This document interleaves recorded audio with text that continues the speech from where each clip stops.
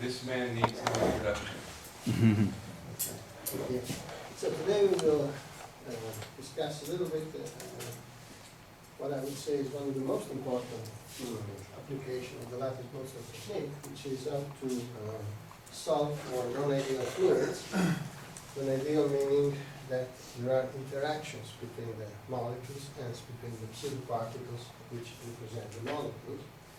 And when I say interaction, basically I refer to a term which so far has been swept under the carpet, namely the coupling of the system to either the exterior world, say that could be gravity acting on the fluid, if the fluid is charged with the electric field, but it can be more complicated than that. For instance, in a self-consistent calculation like Poisson Boltzmann calculation where you have to integrate the equation of the fluid is coupled to some electrostatic field, then this force will be the electric field associated to the gradient of the potential with itself will evolve according to the Poisson equation where the density, charge density, is given by the fluid. So that would be a self-consistent loop. And this is called Poisson, Boltzmann, Poisson coupling. In the Lattice Boltzmann context, there is a lot of emerging work for the last, I would say, 10 years.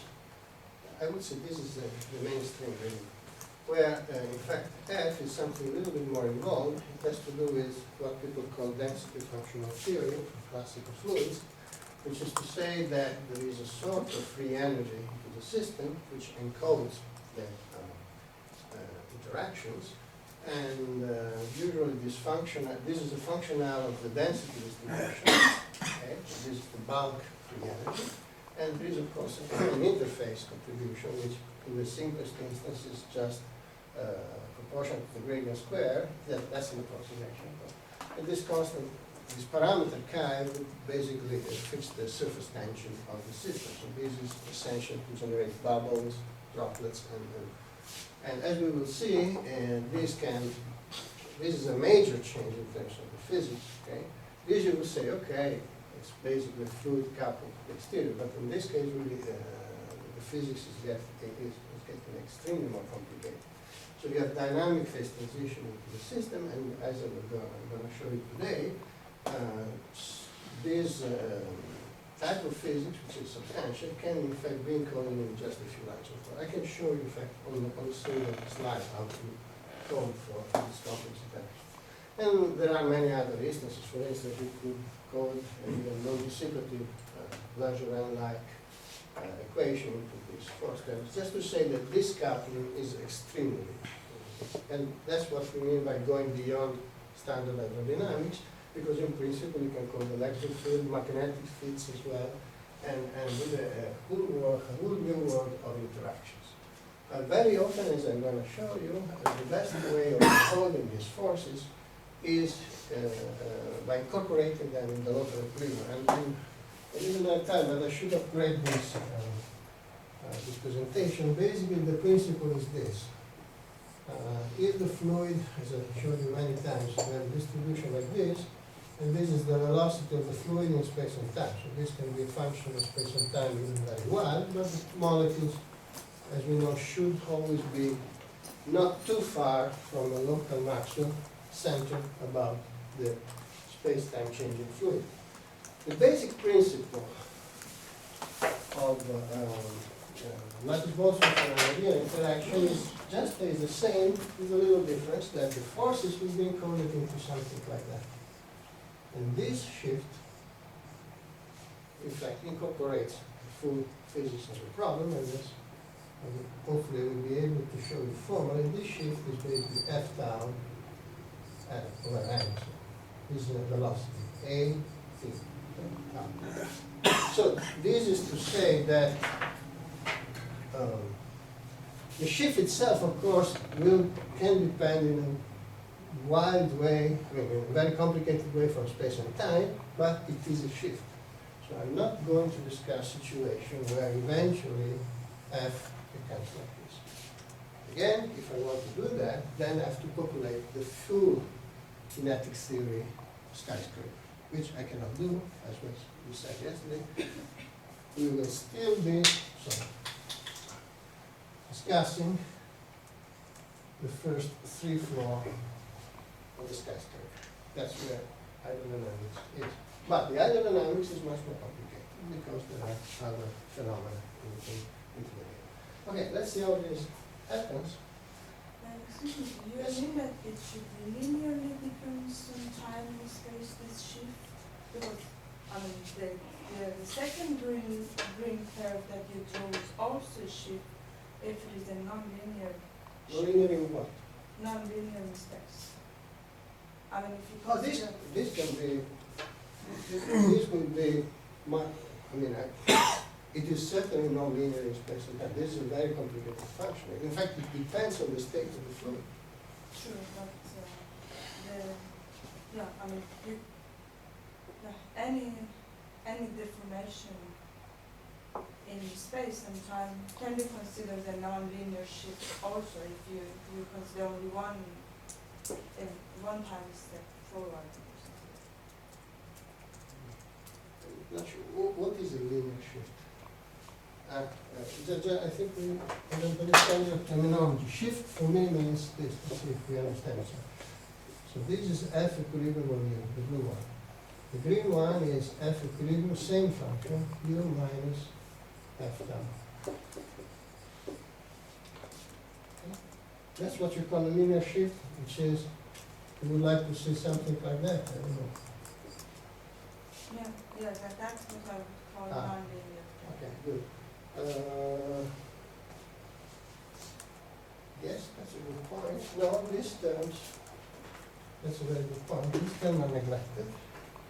And the reason why I neglected this rather is not coincidental. It has really to do with the structure of the problem, because what we want to do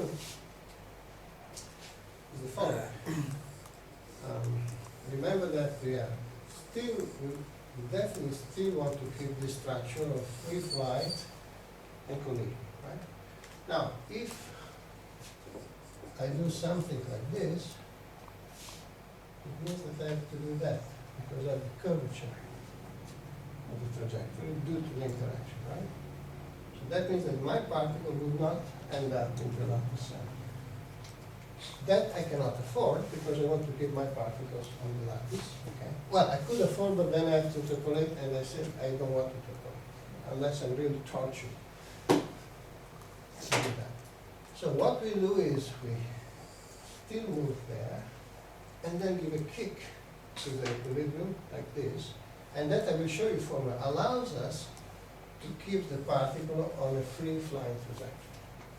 That's the very reason why we can keep using lattice Boltzmann without interpolation. So if this is what you mean by nonlinear, you're right, and this is a linear shift. Yes. Which means that, of course, there is a limitation on the strength of the force which I can deal with. Okay, so, and this is, I would say, definitely a limitation of the method, which is still with us. So let me show you how we do the linear shift. So now we again go back to our line fluid meet, and my task, in fact, in the lattice Boltzmann is, I want to write my lattice Boltzmann, I can write it here, Fi, now you know what this means, minus Fi, and then I have a standard form, and I want to say that I have a bias due to the force, which I call capital Fi, and my task is to design the bias based on the physics at hand. Okay? So I have a continuum equation which tells me, oh, your fluid is interacting. This F is function only space and time. Okay? So I have to code this physical interaction into a bias, into a lattice Boltzmann equation, so that once I do the usual business, stream and collide, I promote the particle which go with it along the force, and I put a penalty on the particle which go counterstream. Okay? So how do I construct this force? There are many ways, but now that we know about the meat, we profit from the meat, and we say, okay, after all, at the end of the day, I can only call this as a term f of v, or maybe the notation f is not very convenient, but since I use it there, so I can regard this term as a function of v, of the velocity, and then I can expand it to their mean, and I will have a structure that you know very well by now. So, No.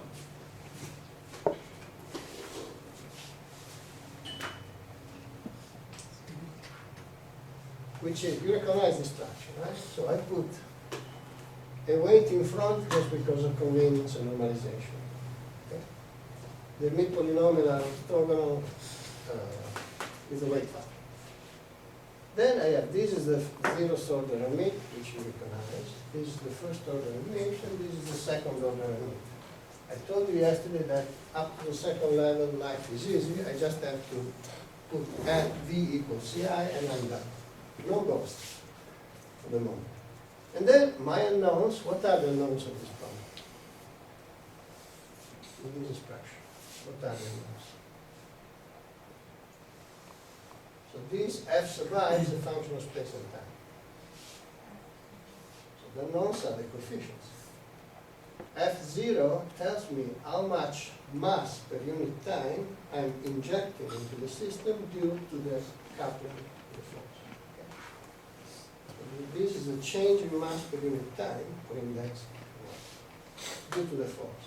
F1, which is a vector, is the change in momentum per unit time due to the force, and F2, which is a tensor, is the change in momentum flux due to the force.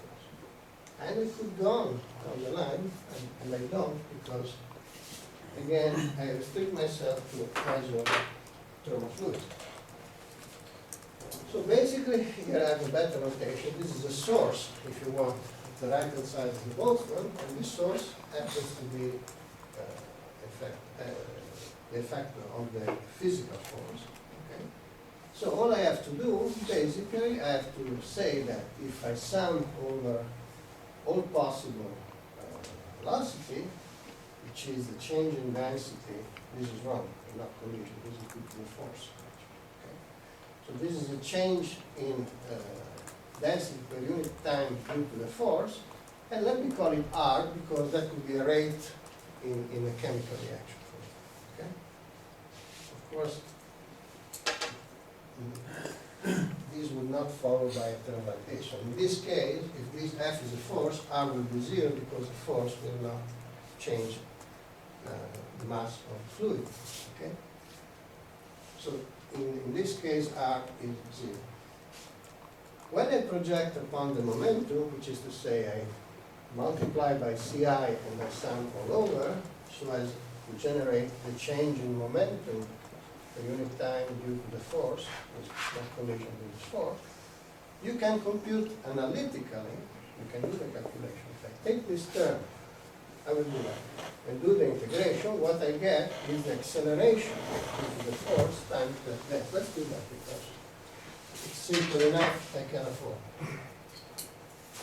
So you see the point. I have an analytical expression because my force is here. And what I have to do, I have to compute. Let me do it in one dimension because it's simple. And what I have to compute is f, m will be 1, f is a function of time, dvf dv. I do one dimension for simplicity. So I take, well, let me keep f over m outside, f dvf dv, and if I integrate by part and I have suitable boundary conditions, I have dvf the boundary minus, if I'm not wrong, f dv dv. Okay? So if I can kill the boundary term, all I'm left with is dv dv is 1. So f dv is the density, and I get rho times acceleration. Okay? That's done. And this, I know, this is an input data on my problem. So if this is gravity, A will be G. If this is an electric field, A will be charge times electric field over mass. Okay? So it's something known. I have to know that, And in fact, this goes into the right-hand side of my equation. And if you do the exercise, slightly more complicated with VV, so the momentum flux tensor, what you get is this. Okay? So acceleration time fluid velocity is acceleration time current. So this is known. Okay? Now, what you have to do, in fact, is to solve for the single Fi's. And as a matter of fact, this problem is well posed. And what you get, essentially, is this. So, knowing F0, which is R in our case is 0, F1 is rho A over C squared, this is the sound speed in the lattice. And the tensor F2 is this, these are known, and all you do, you just project them on their mate. Job done. Am I clear enough on that? So that's beautiful enough. But the beauty is still to come, because this is mechanical, and that's a typical example. I could have derived this more heuristically, but that's a typical example of the use of the Newton expansion. It's systematic, it's just clean. People did that before me with some matching procedure, and they came up with the same matching. But this you can do in 2 lines, and this is much more systematic.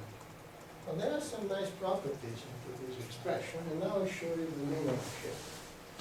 I'm not sure I have all the math in the slide, but let's double check on it. So, what do we do? This is the collision term, okay, which in our case is decay, and what we do, we take F over M from the left-hand side to the right-hand side. We say that this is like having a source, an extra source, due to smooth collisions, if you want, okay? And then I do a replacement here that nabla d, which is the divergence in velocity space, acts not upon F itself, but upon F equilibrium. So this is an approximation. I'm assuming that the divergence of F equilibrium is close to the divergence of F. We will see that F is not too long. Okay. If I do that, maybe the algebra here is a little bit too swift, but so I collect all together, and this is not so consistent because there is something missing, so let me do that on the blackboard. But essentially what I'm doing, I'm collecting omega, okay, so omega, and here if I collect omega, I get omega times the F equilibrium, and here I have F over omega. That is good. Otherwise you just confuse you. It's simple algebra, but I mean, if you have to put it in a PowerPoint, it makes a lot of pages. So what I have to do is minus, and let me call A, just for saving space, F of M. So I have A dV in one dimension, F equilibrium, minus omega, F equilibrium, plus omega, right? Please double check because I'm not seeing the other terms. So what I'm doing is omega, yes, A over omega. Yes. That should be plus, right? Pardon? The collision term plus omega into F equilibrium minus F. Yes. The right hand side, the first equation. This is wrong, you're right. This should be plus. Now let me see. This is plus because it has to be minus omega. Yeah, so let me fix that in this way. Beg your pardon. So one time ago, so let's do it together so it's also an exercise for you. So the collision term has to be minus omega F. Yes. So that means that this is a plus. Thank you for that. Now let's see if everything falls in place. So this is a plus because yes, and so this should be. Now I'm confused. No, that should be also plus. We will do the exercise. Sometimes it else if there's some little time into the system. Okay, let's do it now. So it has to be like that, right? Good. So now I want to collect F equilibrium, which will be like this, and like that, okay? Fine. Then, forget for the time being this, I will still have this, and we call this minus a tau, F equilibrium, derivative space. Now we do the linear approximation, that this is E minus a tau dV F equilibrium. You see what I'm doing? I'm just taking this as an operator. This is the first order expansion of this exponential. Right? To order, this is good up to order 3 tau squared. Because otherwise I would have to turn the young lady was suggesting. And when I do that, you know very well that this is just a generator.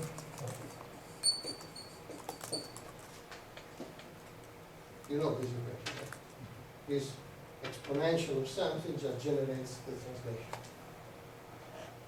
Is everybody, you are not familiar with it? Yeah, you are a mathematician. But they just Taylor expand this. And I'm sure for many people this is still if x plus a can always be written like this. Okay? Just expand the exponential, you generate first derivative, second, it's just the Taylor expansion, nothing else. Just a very convenient compact expression of the Taylor expansion. So that means that to order tau square, this is nothing but the shifted idea. Only to order tau square. And then the magic happens, I think we were discussing before, so there is maybe some sign mistake here, but no longer, I think it's fixed. So the structure is F equilibrium V minus a tau and minus f. Now, the problem is, but V minus a tau no longer means in the lattice.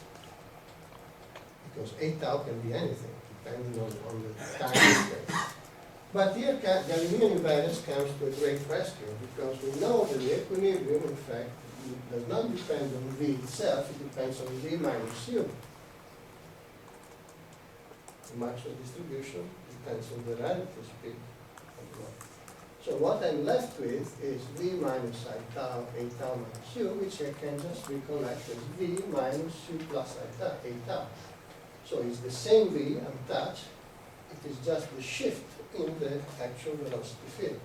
So that's the magic. So I just have an equilibrium which instead of being centered on the bare fluid velocity, is centered upon a corrected fluid velocity, but V remains V. That is good. And I now realize that would be interesting to try.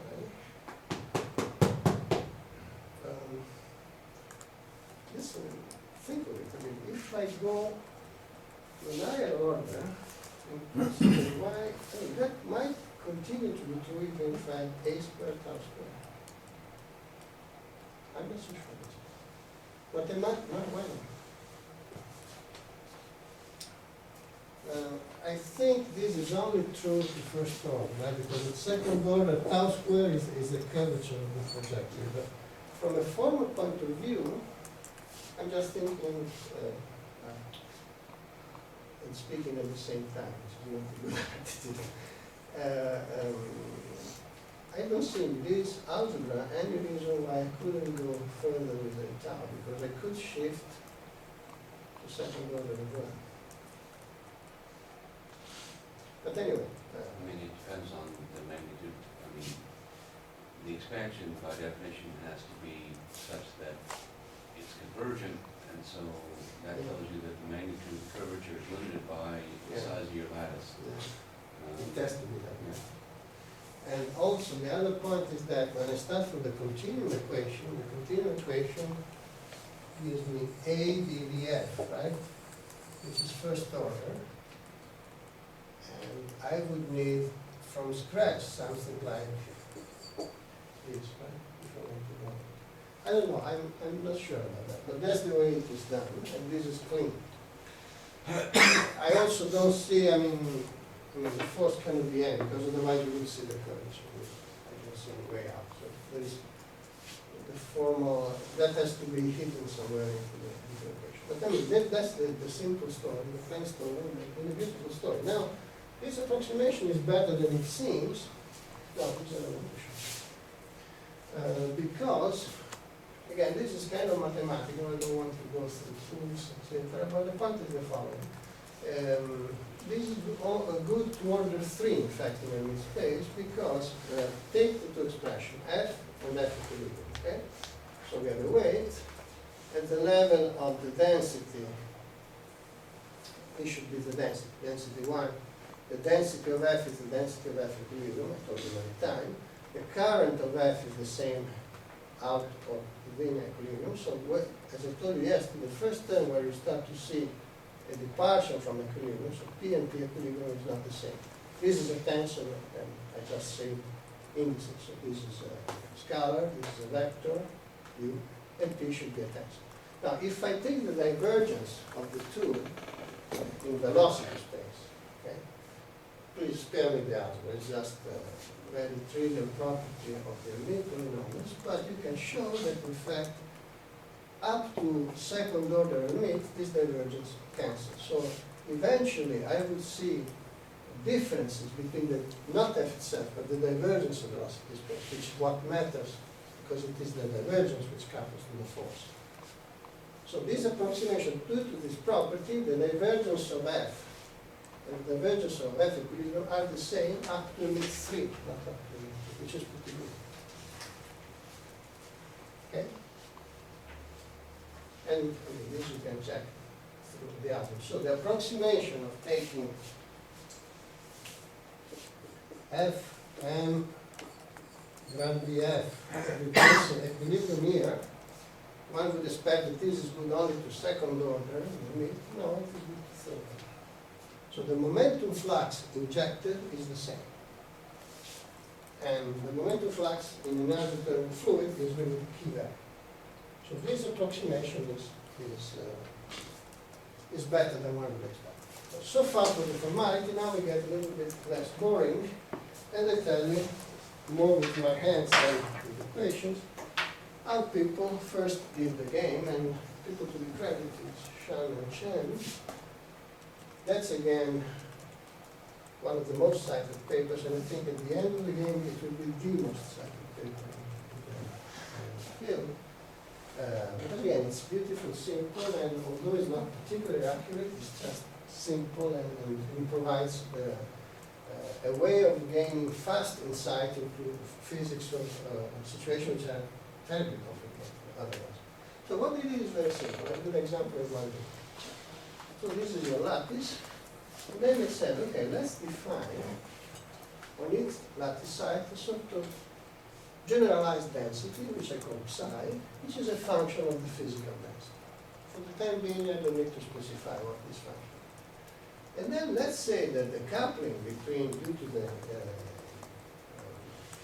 potential energy between site x and site x plus c, so ci here will be +1 and -1, is just proportional to the generalized density here, the generalized density there. There is some coupling constant in between, which gives the strength. And of course I have to put the direction, this is a value, because this is the force. Okay? So it's a vector. Sometimes this is called free energy, but it doesn't really matter. I mean, what it matters is that this is not the density itself, and that's very important, but it's not the density, I'll show you in a moment. But it's a local function of the density, so you don't have to look around. C is a local function of Rho.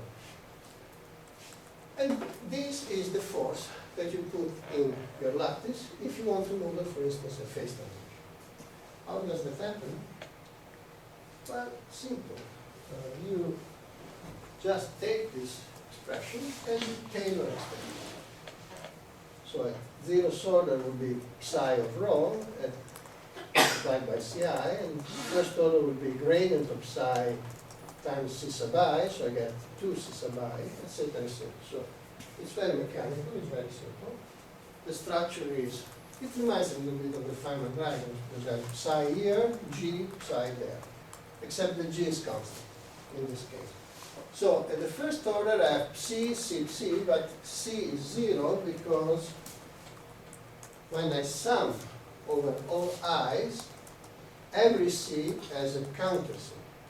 So the sum over I on all C sub i's is 0. All the lattices I've been showing you, they're all, so to say, parity invariant. Any C sub I along any direction has an anti-partner which annihilates it. So the lattices are always symmetric. That means that when I take the zeroth order, which is psi, this is functional only in space, so it doesn't enter the summation in I. All I'm left with is summation in I of C sub I, which is 0. You see that? Just by mere, all odd tensors are 0. So what I get when I do the expansion, the first term is 0, the second term is not 0. This bracket means sum over I of C sub I, C sub I, and that couples to the grade. You can see, we have seen that before, that this is a second order tensor, and it's easy to show that this is nothing but the Sanskrit square times the identity, because the lattice is asymptotic. So this is basically the gradient of psi square. So psi square is essentially the potential.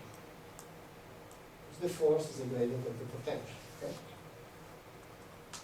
And these terms, it's easy to show that can be, in fact, assimilated to the excess pressure of the fluid. So on top of the ideal equation state, then you put something which depends on the interaction, and the expression is, well, the sum square is missing, and it's not constant. So essentially, you are generating an excess pressure which is controlled by psi, which is a function of rho. Okay? So then you have to choose psi in such a way that you get, for instance, a van der Waals loop, something which supports the phase transition. And you can go over and you have to reach up for the fourth order at least, because the fourth order what you get is surface tension. So you see, happily enough, surface tension again lives at the level which we can afford. It's fourth order. But just in these days, so this is not standard method, we realize that if you want to model more complex phenomena like withdrawing pressure and things like this, sometimes you have to go beyond that. So the algebra gets involved, but we can have that. But just to show you the structure, so at second order is you correct this is the equilibrium problem. We are just to define the equation of state. Right? Order 4, we are changing the transport problem. Because the surface tension is well, it's an equilibrium, but it's a sort of transport coefficient. Okay? And so this, of course, is driven by the gradient of psi square, so you recognize something like the free energy function I gave you in the beginning. In fact, it is this. But please note that I always have psi, I don't have rho. That is very important. I've seen many applications we use rho instead of psi. Maybe which application? There's two components. Yes, but this is one component. This is just, say, water which becomes vapor. It's not water and oil. And if you want a phase transition, I'll show you in a moment. If you want a phase transition with a single component, this can be done. Cannot be. No, I tell you, I use that immediately. Let's do it. If psi is rho, what is the equation of state? We can do this exercise. Easy.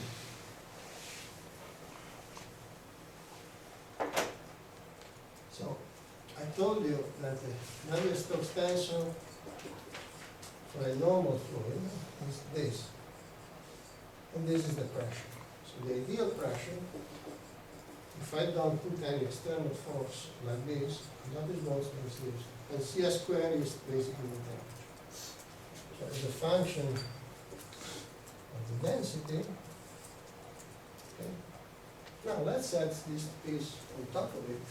This will be G rho squared. Okay? And G, for some reason which I tell you in a moment, is negative, but even if it's positive, nothing changes. So if I do this, I get an equation of state like this. You agree? I just put in a rho square on top of that. So the equation of state is rho plus rho square, positive or negative. There is no other possible equation. Actually, this is either state or because if you go over this density, which means that you start, at some point you start to accumulate density. If the density exceeds this value, there will be a sort of gravitational collapse. The density will blow up to infinity. This equation of state is always unstable with G negative. But in any case, it doesn't support any phase transition. If you have a phase transition, you will gas liquid in the loop. You said it's okay for the two different components. Two different components is different because two different components can have a lot of complex phenomena without any phase transition, just because they mix in a complicated way. Here I'm talking a fluid, which is water, for instance, which is phase transition into vapor. I'm not talking fluid A and fluid B. It's very different. Okay? Clear to everyone? So now, of course, if I take psi equal rho, I don't generate anything interesting, and the function which was chosen by Chan has this form. And this form has a peculiar property which is really key. If you take this expression and you say rho zero is sort of reference less. So when rho is much less than rho zero, you expand exponentially, you get rho. So at low density, low means below a reference density which is fixed by u.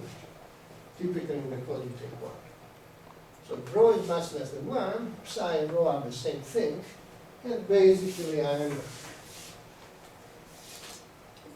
am in the linear low density branch of the equation of state. Okay? But now when rho is larger than rho zero, as you see, this basically saturates. This goes to constant. What does that mean? If psi goes to a constant,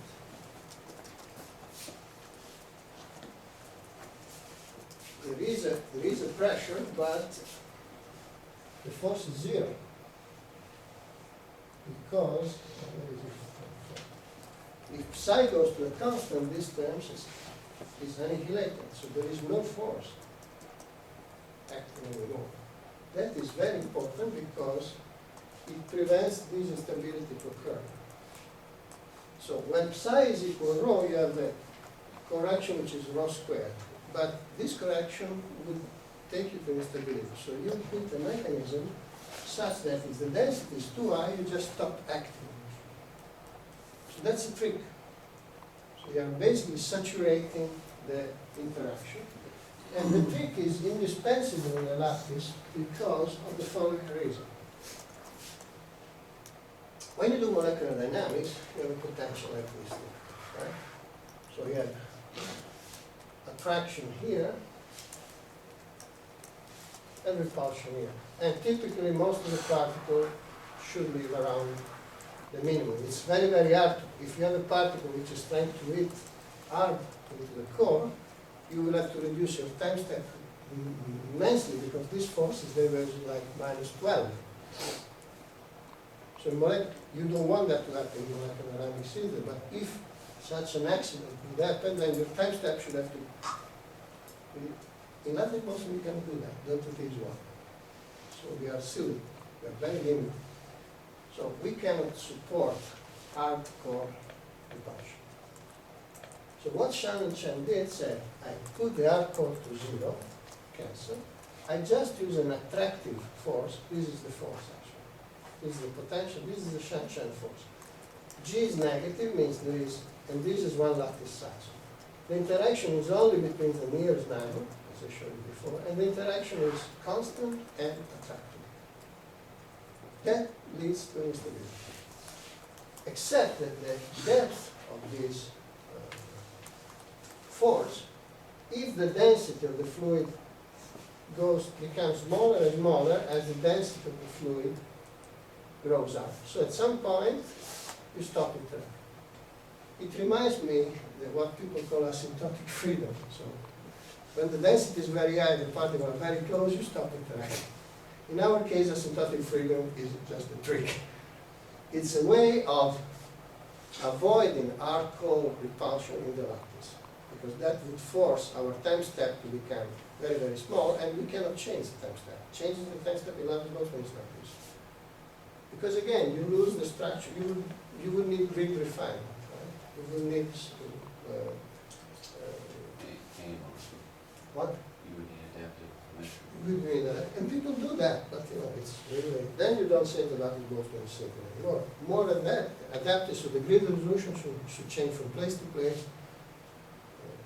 No, we don't do that. So that's a cheap trick, but very, very effective to, so you don't have any hardcore repulsion, you only have attractive interaction, but still by choosing psi in the form I showed you, which you can do as an exercise, you do generate the van der Waals. I'm sorry for the quality of this picture, but you can show it's really a matter of linear algebra that if G is negative and goes below -4, then due to the form of the psi of rho which I showed you before, you do have a van der Waals loop, for instance G-5, and you can, if I do the Maxwell rule and compute the gas density and the liquid density and see phase separation. That happens in reality.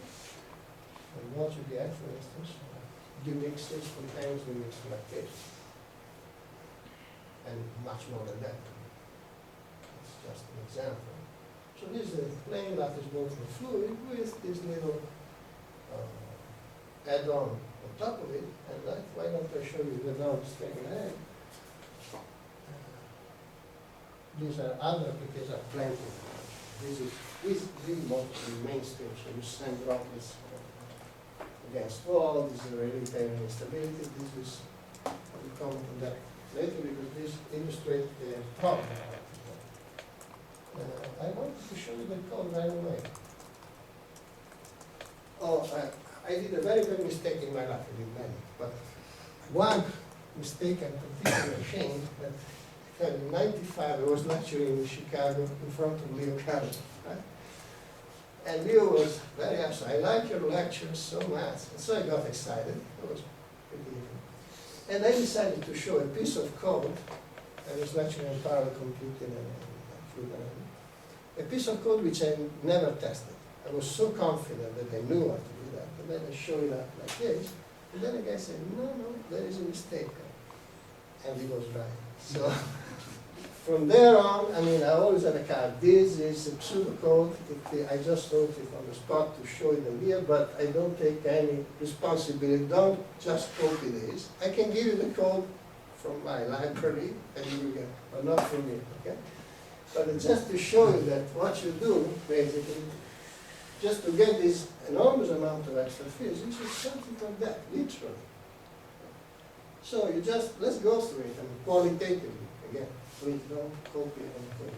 So you just do your loop, this is pseudo C, over the lattice, and X and Y the lattice side, and then you compute the force. So the C in the center will be 1 minus exponential of rho. Rho 0 is 1, as I told you. The C on the east side will be some weight times rho at Ix plus 1. Psi on the west side will be Ix plus 1, and northeast will be Ix plus 1. And then you do the 9. So here I'm cheating a little bit. There will be 5 extra lines. Okay? And then what you do, you accumulate your force along X, along Y, and you correct the distribution function. Done.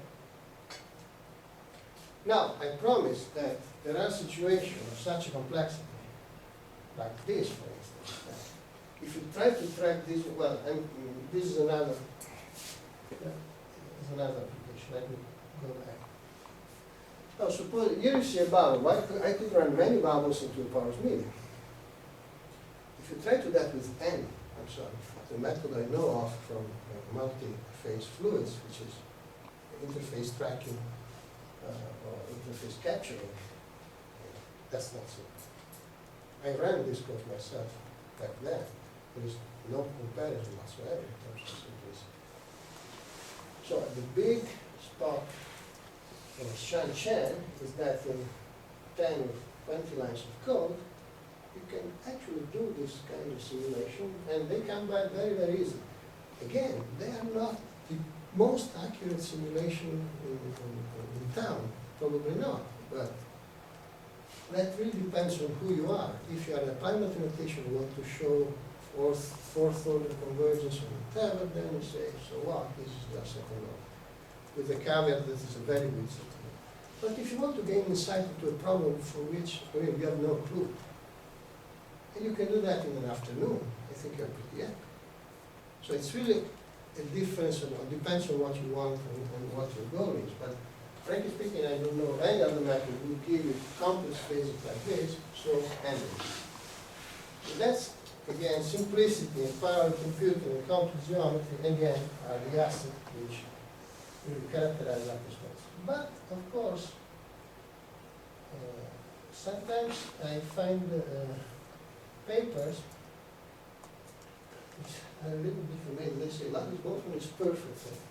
Come on, nothing is perfect, and there are many problems. So, and some people have heavily criticized Shan too much, in my opinion, but they have not. So it's simple, it's elegant, and it's very efficient. But there are some problems. Should I stop? How do you feel? Let ask some questions first, so that I can go over to the problems in the second part. Or everything is clear? So I should go. You're the type. No, I asked this one before, So we will not be full. Okay, let me just then go over the limitation of the method. First of all, there is something which you should immediately react against. We just have one parameter, and with that very same parameter, we modify the equation of state of the surface tension. In real life, the two things are independent. So that can be a real fluid. So you need two. But that's okay, people know, and eventually that can be easily fixed. Something which is not nice, if you talk to the numerical people, they say, but your interface is very thick. Our interface is very thick. That would be a bubble, and the interface, typically in a Lattice Boltzmann simulation, takes at least 5 points. For the numerical specialist of multi-phase flow, this is a shame, because they have all sorts of techniques which, in fact, do not resolve the interface. They go from one phase to another in one lattice. 5 is a big difference. If you have to multiply your way by 5, yes? That may be a good thing. Pardon? That may be a good thing. That would be a good thing. That's what they do. No, I mean, what Lattice Boltzmann has may be a good thing, actually. So No. he actually resolves the interface. No, that's not good, because very often it's not good. Why? Because very often we have simulation where we talk about, say, the droplets whose interface in the scale of nanometers or less. And our interface, and typically we say, we are mesoscopic, so the root sample will be, say, 1 millimeter, and then our interface is not 1 nanometer, it's hundreds of nanometers. But that's And people because, complain a lot about that. that's because you are not using a microscopic equation of state anyway.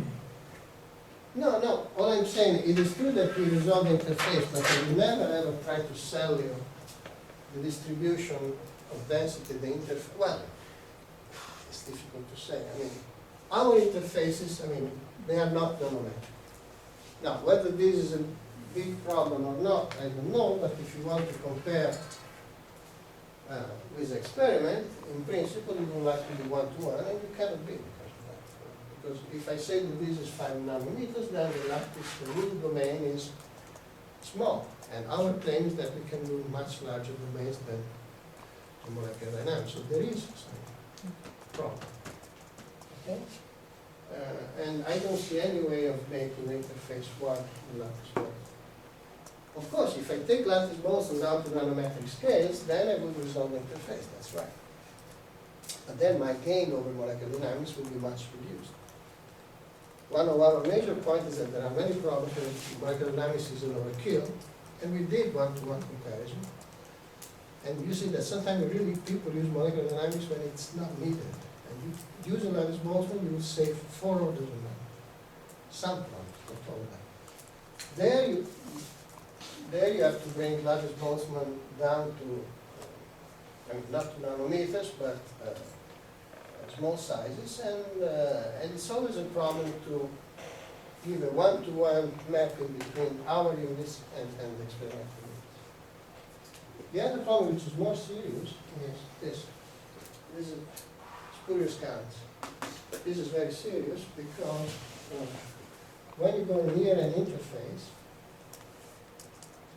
remember that I gave you this expression. I told you that in principle you have to go on and on. And then when you're near a sharp interface, for instance, 1000, air, water,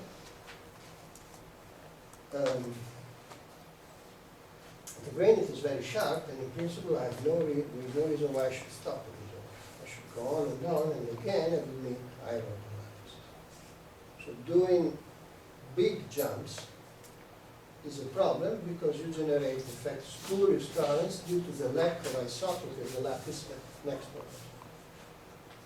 I don't have any picture, I'm sorry, but typically you see vortices on a specific, with very specific symmetric patterns which have no reason to exist in the continuum. And these vortices become stronger and stronger as you increase the density ratio. Shan works fine up to 1 to 50, 1 to 100 if you want to be generous. You cannot do 1 to 1000. You will break down the code. Okay. We are paying several prices. First of all, the lattice symmetry, and second, probably the linear shift as well. So that limits you to fluids, because you can't, for example, look at a pure solid vapor transition where at this order you have anisotropy.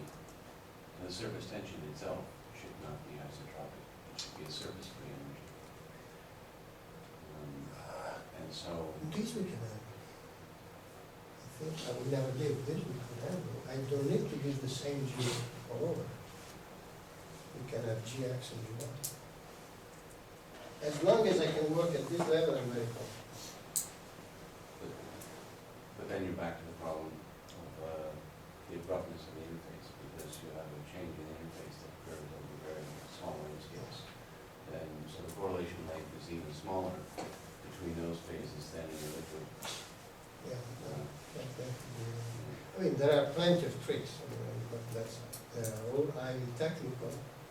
And in general, I mean, sharp interfaces imply strong forces which would require higher order. So frankly speaking, I don't think there is any way out there. That's really very structured. There are many tricks. I mean, we have played many tricks, like changing the equational state on the fly. And typically, the problem, I can tell you what the problem is. The problem is always on the light fluid side. Because when you have the equational state like this, I told you that basically we have the liquid here, this is density, and this is pressure. Liquid here, and the gas is here. Now this quantity in Lattice Boltzmann units typically is 2, and this is typically 0, 0, 2. Which means, forever. As you see, the ratio is about 100, so maybe a little bit more, so 4. So this is 2, and this is 0, 0, 2, so 1 to 1. Now, it's when you do the numerical simulation, the typical problem is here. So the light phase starts to oscillate, and sometimes the oscillation just kills you. And if you instead watch this picture, I should put the picture of the spurious currents. They're beautiful, very beautiful. If I take one of these, very often you see, if I would, I don't remember now what the density ratio here, but if I push the density ratio, I would see 8 vortices. 8 very beautiful vortices, which are just pure artifacts, around. And these vortices just exist because we don't have enough steam. They're kind of goldstone modes, but they're totally spurious, and eventually they kill. Especially if the droplet is moving fast. So, Lattice Boltzmann is by no means perfect at all. course, as we were discussing, now there are people in China. The dream would be to do, in fact, adaptive multigrid work. You put some square around your droplet and put multi-resolution. So, well, it can be done. But it's, frankly speaking, technically speaking, it's one of the most difficult problems I see in the Lattice Boltzmann optics. Somehow you have to pay the fact that you're working in very simple lattice. Any question? So if not, I will take a little break because then I will go to my order last and I will go to, I can go to a little bit to colloids, I have not much to say, a little bit on, it will be misalignment on fluctuating lattice Boltzmann, but we take it very easy. I mean, these things are very technical. Each of them will take substantially more time, but at least I want to give you a break. So I think that's a good point to take a little break. If you want, I have several warm-up codes. I wouldn't even call them codes, programs, if you want to give it a try.